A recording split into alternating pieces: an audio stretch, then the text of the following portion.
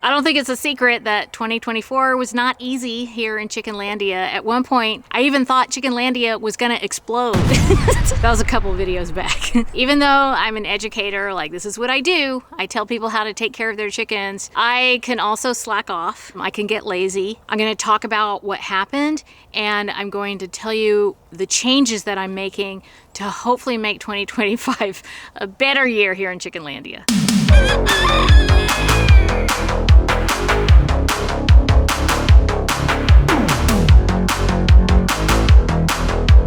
Hello friends, welcome to Chickenlandia. My name is Dahlia. I'm a backyard chicken educator, also known as the president of Chickenlandia. Raising chickens has been the best way for me to find peace and joy in my life, and I want to help you find that too. We do have peace and joy here in Chickenlandia, okay? It's not all sorrow, I promise, it's not. It's just that 2024 was tough. You know, there was a theme to 2024. And unfortunately, that theme was illness. In fact, I need some electrolytes for this video. I need a drink. Don't worry, it's just electrolytes. Where is my cup? Since everyone around me is freaking sick, I have Redmond Relight Immunity, and it's pineapple orange, and you can drink it warm. So I'm drinking it warm because it's the surface of Mars out here today. Anyway, get your electrolytes. I'm not a spring chicken anymore. I gotta stay hydrated. All right, well, you know, 2024, have I been saying 2004? I wish. Anyway, 2024, it wasn't all bad. It was not all bad. I got a lot of funny little cute chickens in 2024. I got Monkey. She is absolutely adorable. I love her. Of course, she's like chronically ill. She's a special needs chicken, but I'm so glad to have her in Chickenlandia. It was really tough in some ways because of this whole illness thing that happened. I think it was like the end of the summer and the beginning of the fall when the weather really started to change. It got really damp this year. It's been unseasonably warm, and so I don't know, the conditions were just ripe for illness. But I started noticing that some of my chickens were sneezing. And you know what? When there's the whole bird flu thing going on, that's the last thing you want to see. It's the last thing you want to hear.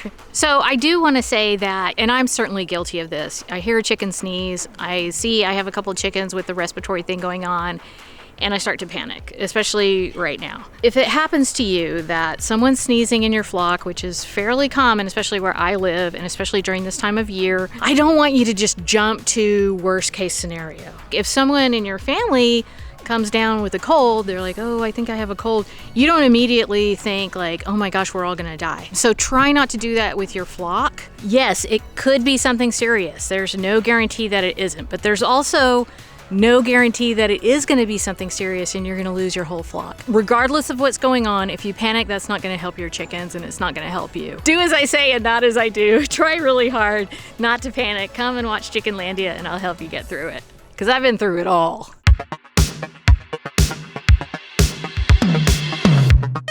So we had the respiratory illness. Before that, we had red poultry mite. That happened right before the respiratory thing happened.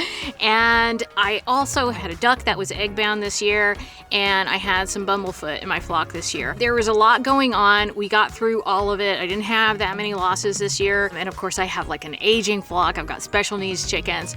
So I do have some losses, but it wasn't anything like, oh my gosh, especially like with the respiratory thing, I had lost that one chicken, and then later on I lost another chicken, but she came here not well, so I'm not sure if that's what got her because she didn't have any respiratory symptoms. So anyway, it could have been way worse. Let's put it that way. But whenever these kind of things are happening with your flock, and certainly if they're happening over and over again, the number one thing that you have to do and that I had to do is reevaluate my practices. Now, I don't have bad practices. I've got a very mixed flock. I've got lots of special needs chickens. Because of that, this stuff is just gonna happen to me more. I want the best outcomes. So I really just had to look at my habits and what I'm giving to my chickens. I really decided I need to get more consistent, especially with supplementation. And supplementation doesn't have to be expensive. Like, there's stuff that I like to buy that I like to give to my flock, but I'll give you alternatives too, where you don't have to spend money. The main thing is you have to be consistent with that kind of stuff. And I'm not all that consistent with it. If you watch my videos, you can tell, because I'll be like, oh, this happened, so I started giving them this, and I'll do that for a while, and then I'll slack off a little bit, and then something will happen, and I'll start doing it again. I don't want to do that this year. I really don't. It's hard for me to admit this, because I'm a teacher. I'm like telling you, do this stuff, and then I'm not consistent with it. So I really have to make some real changes. I'm being absolutely sincere right now. Let me tell you what I'm doing.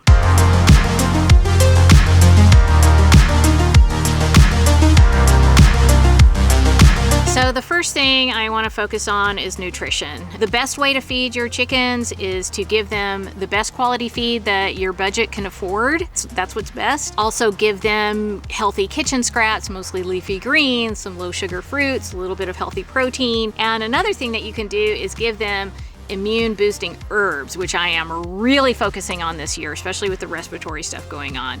The top 3 herbs that I recommend are oregano, thyme, and garlic. Garlic's actually a vegetable, but you can kind of call it an herb and a vegetable, whatever. Those are antibacterial, antimicrobial, antiviral. They're good for their digestion. Immune boosting herbs, you can find them in your spice cupboard. I do prefer fresh garlic as opposed to powdered garlic. You can chop it in half or in fourths and put it in their water, or you can mince it up and put it in a treat or in their feed. But if you can't do that and all you have is garlic powder, that's pretty good for them too. So garlic powder, you can mix it into a treat or mix it into their feed, and that would be very good for them, especially when it comes to like external parasites. Since I have had this extra respiratory thing, which we did determine was bacterial because I took some chickens to the vet, and I do have a whole video about this and everything that I did. If you want to watch that, I'll leave that video in the description for you. But since I have that going on, I really want to give them some more herbs just to take it to that extra level. So right now I'm giving my flock 2 different packaged herbs from a company called Small Pet Select, which I've been working with for forever. I love this company, just a small, nice company, nice people, and they have good products. The first one is called Heavenly Green Crunch. That one has dandelion leaf in it.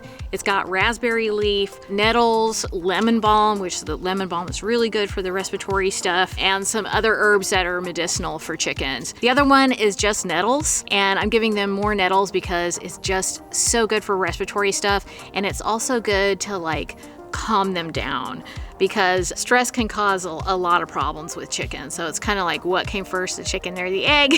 Were they stressed out first and then they got sick, or were they sick and they got stressed out? Usually the stress happens first, because that really makes them vulnerable. I have the packaged nettles, and I'm just putting these like every time I fill up the feed container, I am adding these herbs to their feed. They will literally eat them. You know, sometimes chickens can be really picky, but I've seen my chickens, especially the Heavenly Crunch one, they really like that one. And there's like big pieces in it, and they'll just sit there and gobble that up. So I feel good about that. That gives me peace of mind that I'm just giving them something a little bit extra to keep their systems strong. The other thing that I am trying to be more consistent about adding to their feed is the conditioner from Redmond Agriculture. And this is something that I've talked about before. I actually had an incident that happened in 2023 where some of my chickens got into some poisonous mushrooms, and that was not great. It was not great. You know, I can laugh about it now, but at the time it was like so stressful. And that's when I was introduced to the conditioner, which is actually volcanic clay. It has trace minerals in it. It is very good for their digestion, and it also binds toxins. So I'm not saying it can cure your chickens if they get into something poisonous, but it can certainly offer a layer of protection for them. And during times of illness and stress, you really just want to support their systems as much as you can and get some good nutrition into them. So it's another thing that just gives me peace of mind, and I add that to their feed every time I fill up the feed container. And I'm telling you right now, maybe if I tell you, I'll be more consistent. I am going to be more consistent this time. Another thing about this conditioner is that it helps with ammonia in their droppings. It like lowers the ammonia in their droppings. And when chickens have respiratory stuff going on, you really don't want ammonia in the coop. And that's something I battle a lot because of the climate that I'm in. So that's another reason why I really love this product.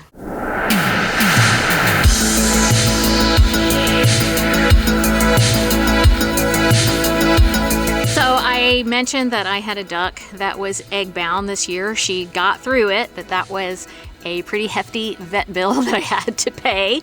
I do have a video all about that, and even what you can do if you can't take your bird to the vet. I'll leave that in the description for you. Anyway, after that happened, I was like, ugh, because, and here is another confession, I tell people, give your flock a calcium supplement in a separate bowl. And so I had this bowl that I put the calcium supplement in, and my chickens really like the flaked oyster shell from Small Pet Select. And so that's what I use most of the time. But this is another one of those things where I realize, oh gosh, I'm like forgetting to refill this bowl because my chickens actually eat it. A lot of times chickens won't even touch the calcium supplement, but they like that flaked kind. They eat it like potato chips. But I realize I'm not always filling it. It's like, I'm gonna be more consistent with that. Now, whenever there's egg binding in a flock, you will always hear the advice, give them more calcium, which is true. That's good advice. But you have to think about their nutrition in general, because it's not just calcium that allows them to have those good, strong eggs and allows them to have a good working reproductive system. It is a lot of other things. It's phosphorus, it's the balance of other minerals. And so you do want to give more calcium and be consistent with that, but you also want to look at all of their nutrition. So don't forget that. It's not just about calcium. It's about them having well-rounded nutrition. And like I said, the best quality feed that you can afford, healthy kitchen scraps, a small amount of healthy treats, and you will be golden. And if you can't afford to get a calcium supplement and you want to give your chickens their eggshells back to them, because a lot of people do that as their calcium supplement, that's fine. But what you want to do is be mindful in that case to give them scraps that also are calcium rich, because you don't want to create kind of that closed system where they're just getting the calcium back that they're putting out through their eggs. You want to replenish that. And the other thing that I'm going to do, just as an extra protection, is I'm going to be more mindful about giving them some grubs. The reason for that is because grubs are actually really high in calcium. I work with a company called Grubly Farms. Love this company. I love their grubs. They've got like the big bags of grubs. And they also have a product that has other things in it. It's a supplement, and it is their Omega Mix. And I really like that. You can use it as a feed topper, so that's what I've started doing. I just add it to my chicken's feed when I'm filling up that feed container so that I don't have to think about it and their calcium levels stay good. Just getting more consistent with all that stuff. One thing I did this year that I'm gonna be more mindful about not doing again is I got a whole bunch of funny little tiny chickens all at the same time. And these were not rescues. They were just chickens that I really wanted. And looking back at it, I think I could have been more responsible about doing that. That being said, they're in Chickenlandia now, and that's it. You know, they live here and there's no going back. I'm glad they're here. They bring a lot of joy to my life. I just need to do some things to make sure that my flock is not getting stressed out because of pecking order issues. So one of the things that I am making sure to do on a consistent basis is creating many different areas where they can eat. So many different feeding stations, different watering stations for them. Because what that does is it helps the little itty bitty tiny chickens to eat without being bothered by the bigger chickens, and it just brings down the stress for the entire flock. The other thing that I did that I'm so glad about is I added an extra roost to the coop. And a lot of pecking order stuff happens when chickens are going to roost at night, and I was noticing that they were getting kind of stressed out. So when the red poultry mite thing happened, I had to get rid of all my roosts. So when I added them back in, I just added an extra one. And now it's just all roses in there at nighttime, and everybody's a lot happier. But oh man, the poultry mite thing, that was like the worst. It was the worst. But I did get on top of it really quickly. So if you want to learn about it, I think it's important, learn about it before it happens. It probably will never happen, but if it does, you'll know what to do. I have a video all about it and it's on the screen right now. Guess what? It's 100% friendly backyard chickens, education and entertainment, and I know you're gonna love it.